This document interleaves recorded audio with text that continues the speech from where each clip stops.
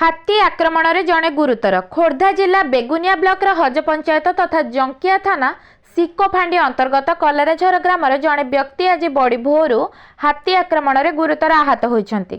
तांको चिकित्सा निमंते परिवार लोके प्रथमे बोतलमा गोष्ठी स्वास्थ्य केन्द्र रे और परे खोर्धा जिला मुख्य चिकित्सालय रे भर्ती करिछन्ति। प्रत्यक्षदर्शी सूत्रु प्रकाश जे बड़ी भोर समय 6:40 समय कलराझर ग्रामर 57 वर्षीय फकीर साहू शौच हो घर को फेरुवा बेले निधिपुर कलराझर गहिरी पटु जाउथुबा एक बड़ दंता हाथी तांको सुंढरे और दांतरे आक्रमण करथिला। फଳରେ तांकर बामपट गालरे और हाथरे गभीर आघात लागिथिला। प्रत्यक्षदर्शी माने होहल्ला करिबारु हाथी से स्थान छाड़ी जंगल को पळाइथिला। गुरुतर फकीर को चिकित्सा निमंते तांको परिवार लोके प्रथमे बोतलमा गोष्ठी स्वास्थ्य केन्द्र रे भर्ती करथिले और परे 108 एम्बुलेंस जोगे खोर्धा जिला मुख्य चिकित्सालय रे भर्ती करिसंती। फकीर जड़े गरीब श्रेणी व्यक्ति होइथिबा बेले ग्राम रे थिबा एक संकीर्तन मंडली रे गायक अटंती।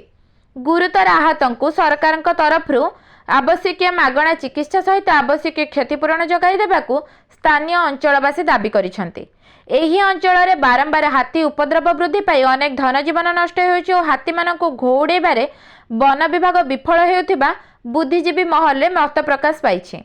अतीतरे ही कलराझर ग्राम जड़े वृद्ध व्यक्ति हाथी आक्रमण रे गुरुतर आहत होइतिले और अन्य जड़े वृद्ध मृत्युवरण करथिले।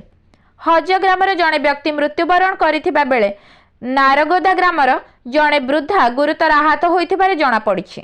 एही अंचलरू हाथी घोड़ाइबा पई स्थानीय अंचलवासी जिला प्रशासन और वन विभाग को दाबी करिसंती। खोर्धारू ज्ञानरंजन दास का रिपोर्ट, सठिक न्यूज ओडिशा।